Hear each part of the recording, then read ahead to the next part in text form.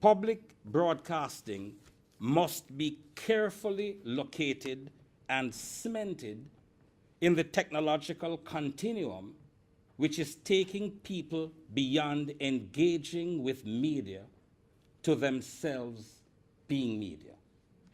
One dimension of this, which is most important, is that connectivity is on the cusp of being transformed by 6 exponential technologies: 3D printing, artificial intelligence, robotics, virtual reality. I could add augmented reality, Pokemon as an example, drones, and the Internet of Things. And Professor Dunn referenced Professor Hawkins talking about his fears about artificial intelligence. Now, the thing about it is that Professor Hawkins has been talking about this, I think, for the past about 3 years, I think, Professor Dunn.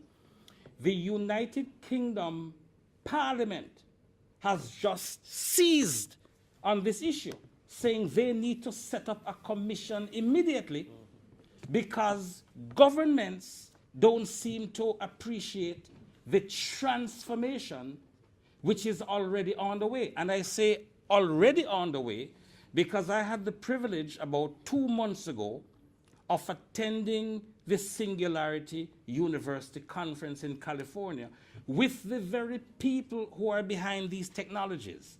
And they are not talking in terms of decades. They're talking in terms of years. So we have to be seized on how quickly the environment in which we operate is changing. Soon, all our devices, those that we carry, those at home and at work, screens, wearable devices, thermostats, DVRs, computers, even cars, will automatically connect and provide seemingly prescient service. I've noticed one of the things about the driverless cars is that not only is it that they are using 95% less parts than what we're accustomed to now, but all the gadgets that we're accustomed to, such as what we use for the radio dial, it's absent. It says something about how they think people are going to be interfacing with technology and consuming content when they are in these vehicles. Everybody doing their own thing. So concepts such as drive time, live, and so on, all of us have to be rethinking. There are already apps capable of searching our communication history to find out where we are. So I would be communicating to say, I plan to be at such and such a place. And by searching the history, comes to a fair conclusion about where it is that I am.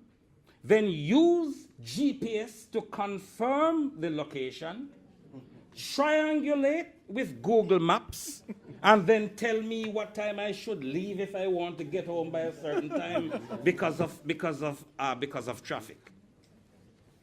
Beyond technology, it is in the area of content that we're seeing the most convergence, in my view, in my humble opinion. In fact, that's where I think the most important convergence is taking place. Okay. Apple is in the content business with iTunes.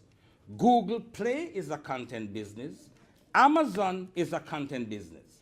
In my view, these are no longer technology businesses. They are media and content businesses. And as Richard Hooper, the former deputy chairman of Ofcom, observed, the content being produced, and Professor Dunn alluded to this, is being delivered over terrestrial broadcast transmitters, over satellite, over cable TV, over fixed broadband, mobile broadband, over fixed wireless, to an ever-widening range of reception devices, the TV sets, radio sets, games, consoles, mobile phones, tablets, Kindles, PCs. The internet is one huge content emporium one huge digital container. And that is the converged ecosystem in which the PBCJ is operating. Not will be, is operating. So I could have titled my presentation not Convergence, but Cutting Through the Device and Applications Clutter, because that is precisely what convergence boils down to. So, Mr. CEO and Chairman, the challenge we face, and which we have articulated in different ways, is that 2016 thinking cannot future-proof public broadcasting. To do so, we must undertake the daunting task of layering public broadcasting on near-future scenarios when artificial intelligence, robotics, virtual realities, drones, and algorithms are all doubling, morphing, and recombining. So there is no doubt that we are in for a very exciting, red, unpredictable, and challenging future. I have noticed Keith, he's such a gentleman. He has sat here since yesterday, listening to all of us pontificate about this. He's yet to say directly, and can you tell me about the budget and the financing? Now, I can't tell you beyond what I've been saying, okay? But I would want to say, as we wrestle with these issues, I can't be prescriptive, but I offer to you counsel and chairman as a guide, as your mantra. The words of U.S. Supreme Court Justice Mr. Abraham Fortas, and you might remember this case. The situation we face now with PBCJ calls not for the judgment of Solomon, but the dexterity of Houdini. I now make two concluding general observations.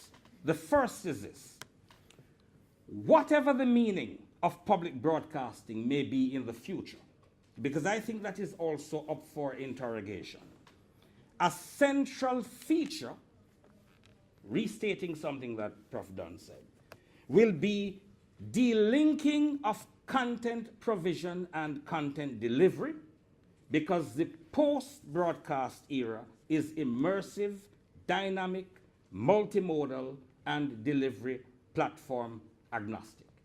And secondly, as we make the quantum leap into massive scales of space, time, technology, and content convergence, it will become increasingly difficult to define precisely what public broadcasting is. So it might be more useful or practicable, certainly at this stage where we're wrestling with all of this, to describe what it should do for the user and the citizen and the citizen's experience by interrogating, is it always on, anytime, anywhere, everywhere, and is it relevant? And this is because consumers and citizens don't really buy technology. They buy the experience technology delivers. And public broadcasting is no exception to that rule. Thank you very much.